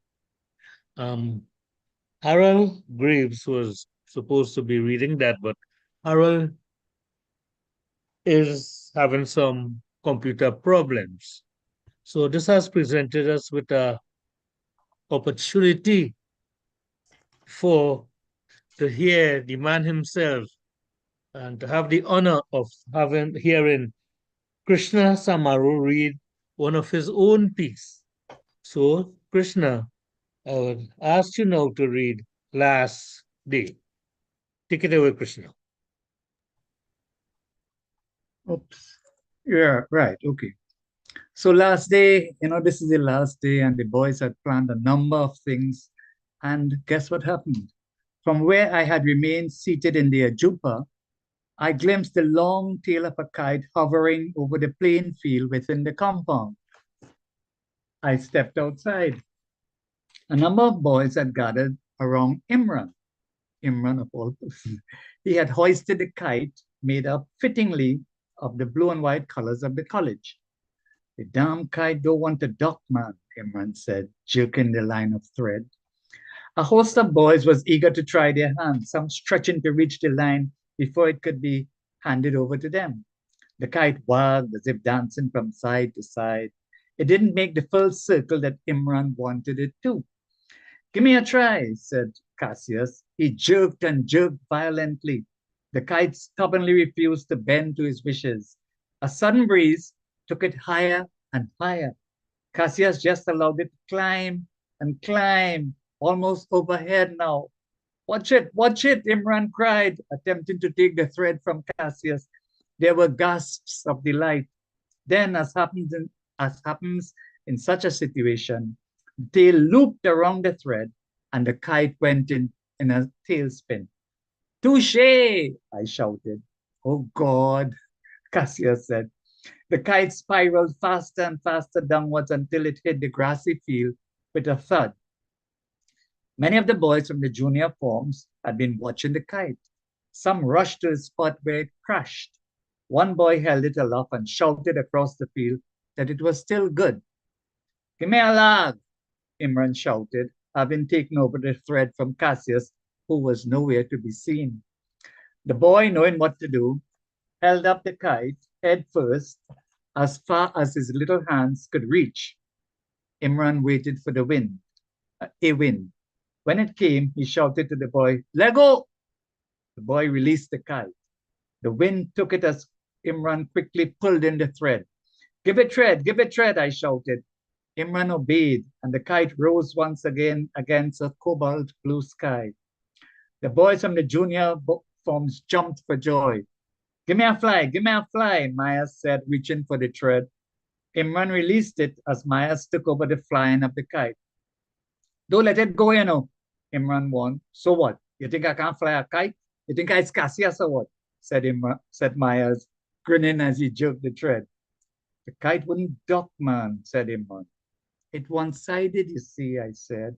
The bow on the straight piece had not been evenly arched. Simmons appeared.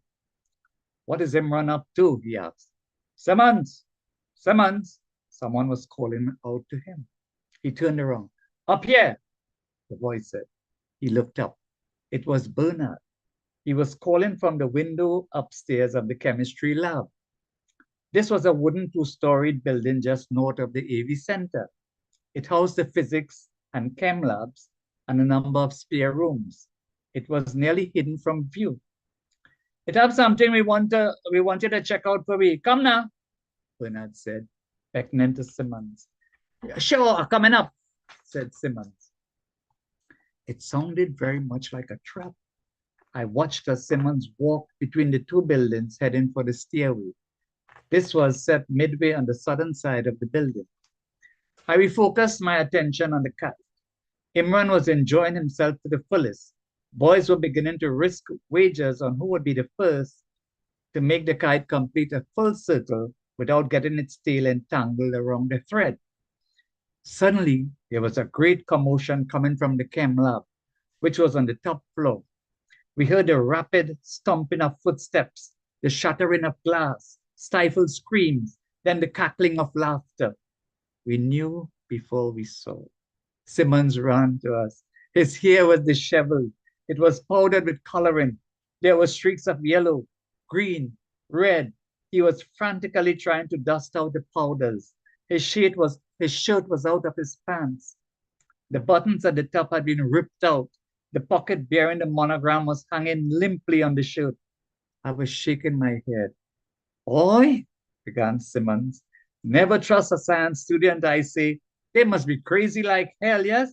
As I entered the room, they began shooting paper pellets at me. Bernard was using a flit gun to spray something in my face. I tried to run, but they blocked the door. Then they bathed me with some kind of chemical powder. It was really frightening, boy. You know, I managed to bite one of the boys blocking the entrance. They ran after me down the stairs. One of them tripped and came hurtling down. I tell you, boy, those guys seem to have everything so well planned. I nearly got myself killed. And to think I went upstairs to help. Simmons was grinning as he encountered his ordeal. There were some minor scratches on his hands, but no trace of blood. I should have sensed it was a trap, Simmons said. With that, he went into the classroom. I looked up. Bernard and his gang were looking through the window of the chemistry lab. Some were grinning from ear to ear. Some could hardly have controlled their laughter. Leon was now flying the kite. He was jerking the thread. With each forceful jerk he made, he uttered, "Duck!" The kite refused to budge. Instead, it danced and danced in the air. Leon shouted, "Duck now, you bitch!" The kite swayed to and fro. Imran became anxious. Wait. Stumpy, give me before you cause it to Ayu. Leon moved away each time Imran tried to take thread from him. Wait now. I ain't gonna let it Ayu, Leon shouted. I ain't gonna let it Ayu. Under Leon's extra exertion, the kite yielded. It had actually docked. The boys who were still watching all cheered. But after one spin, the kite made another, then another. Gimme, shouted Imran, chasing after Leon. Leon failed to stop the kite from spinning. An extra breeze caused it to spin faster and faster, lower and lower, until it struck the ground. The paper looked torn when one of the junior boys picked up the kite.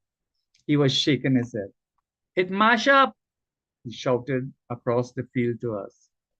Imran was only shaking his head. Leon had his bent, reeling in the thread. When the kite neared us, we saw the straight piece had broken, causing the paper to tear. And then goes on to the next episode. Fight! Olia, fight! Thank you.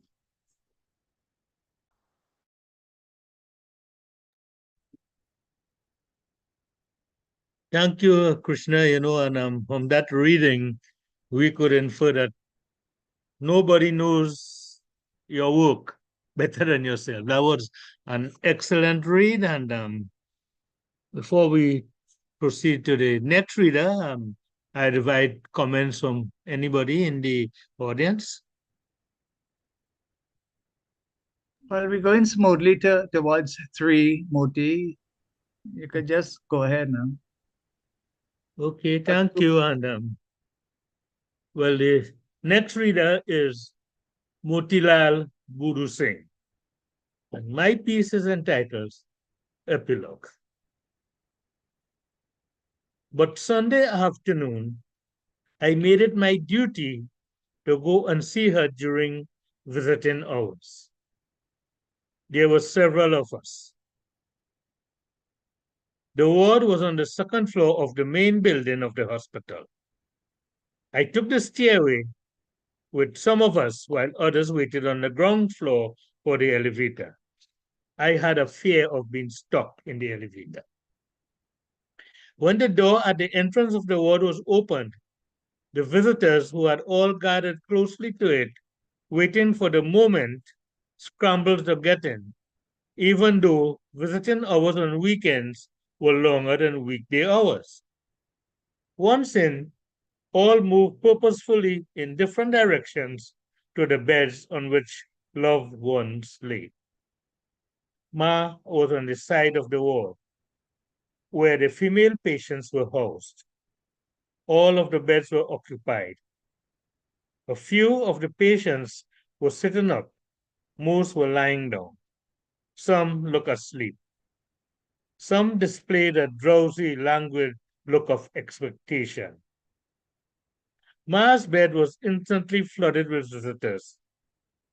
One of the nurses manning the ward strolled over from her station and cautioned us about overcrowding the space. It sounded more like a scold. Ma was on drips.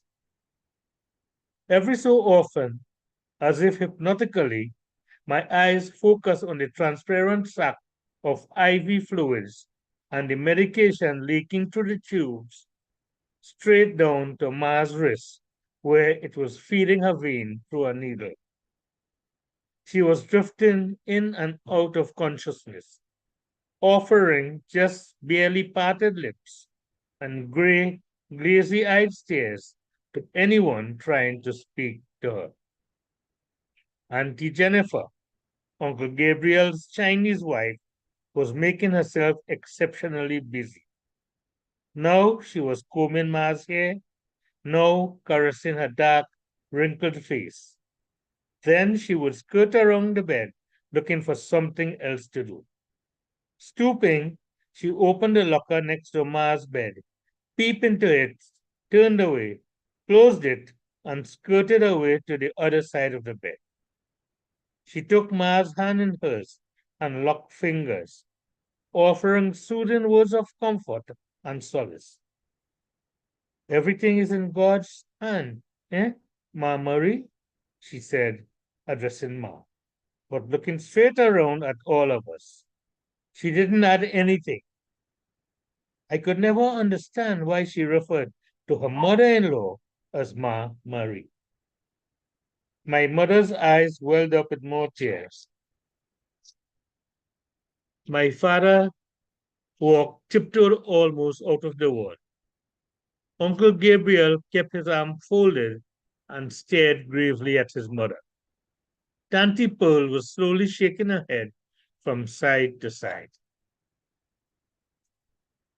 Terry and Innie and Tippy were on the corridor outside the ward, taking in the view of the city from this height. They were waiting for their chance to come in and see Ma after the nurses had shooed them out of the ward for overcrowding the patient's bed. They turned to watch my father as he joined them outside. I tried saying a silent prayer, but couldn't find the right words. So many memories of my stay in Sandy Grande kept getting in the way. The times Terry and I had to drink senna and salts in the gallery. The day Mr. Purnell's son drowned. The day Miss Stephanie committed suicide by setting herself alight. The memory of Ma Taffin's band of paranderos feasting on Ma's laden trays and emptying her decanter of rum Christmas night. The day Terry and I had to bury Susan, our pet cat. The very first day our mother left us Terry and I scurried like rats on the Mars 4 poster. The memories kept interfering with the prayer I was forming in my mind. When I did step outside and move away from the others who were in the corridor, tears began to flow. I didn't want anyone to see. And the more I remembered all the time spent with Ma, the more the tears tumbled out. I couldn't resist whimpering aloud. I moved further away along the corridor to where the elevators were. Thankfully, no one was standing there.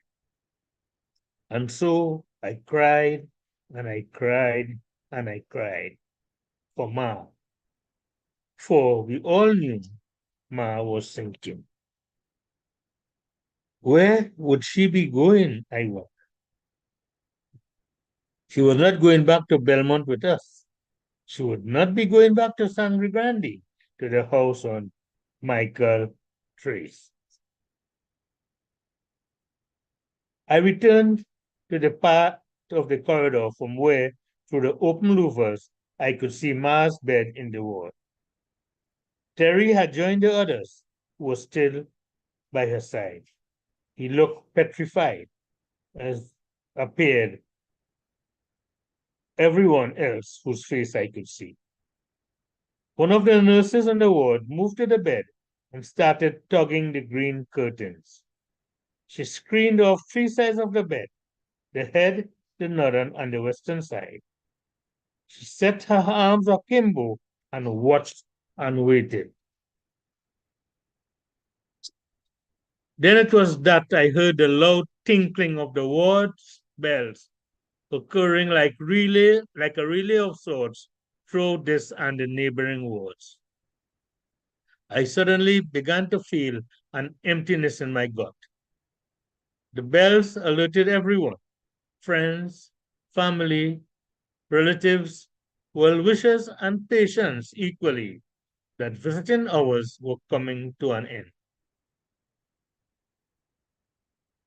In the other world of my school life, I had exams to think about. But there was something else that was firing fireworks in my brain. There was another world just waiting to be explored. How I wish that the second Saturday of July was from now just a corner away, so I could attend a house party. It was a surprise birthday party thrown by a girl for her brother. It was to be held in summer. A cousin of that girl had personally handed me an invitation to the party. The girl who felt she was flying when we had danced to the version of Romance by James Last.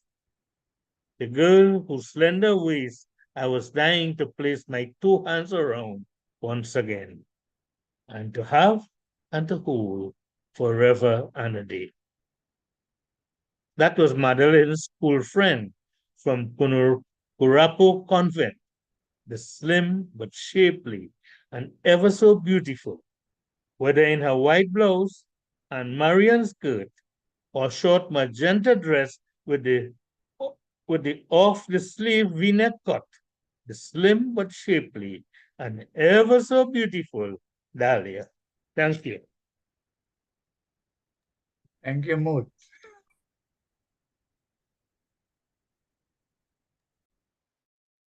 Krishna, Right.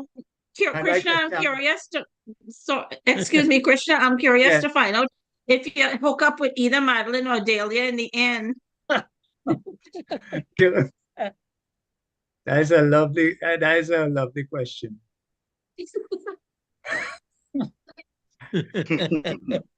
You're gonna I- answer? Yeah. Huh? You answer it? Neither. And then my teacher in post took me to San Fernando, and I found my Madeline and Dahlia there. Okay. Very good. But I was curious, how they say in Trinidad, a little bit of Mako here, in Canada. Yeah. Congrats, Krishna. It was a wonderful read. Your characters really flew off the page. Oh, thank you. Yeah, I want to thank everyone who read. Yeah, well, of course, I had the benefit of a printed version, so I was able to watch and hear. So totally grateful to everyone. Okay, Krishna, there's a question on the chat here from Yes, go ahead. Althea. Althea Yeah. asks, I'm curious as to how many revision it took for this collection of personal essays to reach perfection. I could tell her that. It took 50 years. 50 years of draft and redrafting. Were you there when I showed you the first draft? Althea? You see, like this, the first draft, 1975, yeah. Then I had another draft here, this one. You know, I tended to use diaries and things. So I have it here. And then another draft and another draft and another draft. And so until I realized, listen, that's enough drafting. Let me get it down to publishers. Yeah. So it's on Amazon.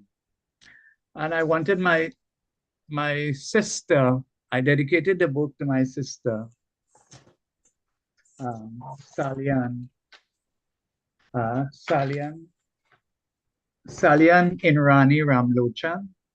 The book is dedicated in absolute appreciation to its first reader.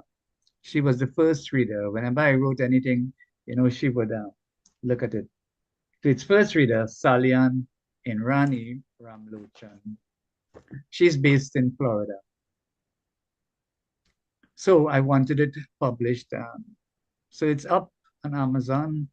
Usually I used to get my works published through Bamboo Talk Press, and I would order like 100 copies. It's the same print on demand principle.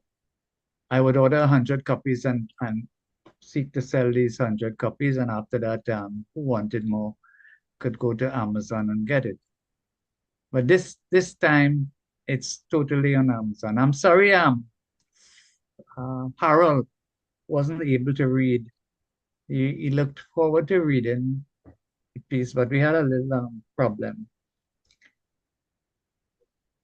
But I hope you enjoyed the reading of that last day episode as well. Anyone? Well, I'm sure Harold would look at the video when he posts it up. Yeah. So it's nice to see people here attending this session, and I know people would look at it. Melvina Dick, I worked with Melvina Dick at Pleasantville. I see she's here. Melvina, if you want to say something, feel free. Yes, Krishna, thank you. Good evening, everyone. I am here, Krishna, and I sent you a direct message. I see you haven't seen it, but I'll tell you what it was. So, Yeah. as your readers were doing their thing very nicely, I was making a comparison between your school days in the city and mine in the country, and we are around the same age. So I ask you, were your teachers really so brazen as to be using words like shit and kiss my ass in the classroom? Because we country teachers would dare not, you know. Well, is that real? That was just one. And he was noted for his use of colorful language, yes. And actually, well, I'm not going to call the person upon whom it is based, but he went on to do exceptionally well in the field of economics and help in this country's development. Not economics, right? I wouldn't say, yeah. I wouldn't say more than economics. Okay. Yes, Mel, economics. Well, as usual, you have my literary admiration. Thank Oh, you nice. so much. And Thank you yep, for, I will get my copy. I'm enticed. yeah, okay. Well done. Bye-bye.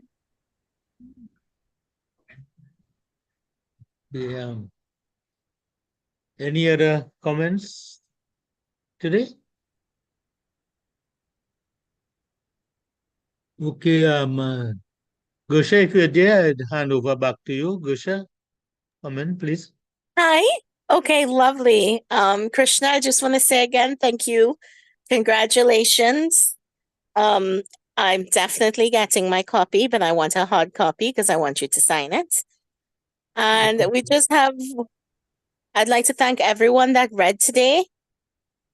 And it's available, our last days is available on Amazon, on Kindle, paperback, and hardcover. And I just have one side note. Mutilal will be reading today. I believe it's at 4:30, Muti? Yes, 4:30 4:30 to for the 4:40 around that time, yes.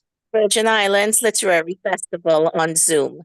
So you can always check him for the Zoom link, or I believe he placed it in the chat as well. So thank you, everyone. And with that, we're going to close off. And I will leave the parking lot open for about 15 minutes if anyone else wants to chat. Well, I will be going. Anything you'd like to say? No, I will be going up to lunch. You know, Krishna's had to go for lunch. Thank you so much for the exposure. Thank you so much for the exposure and the reading of this work. Well, thank you for being our author of the month. Bye, everyone. I'm going to close off our recordings. Bye now. Thank you very much. My God.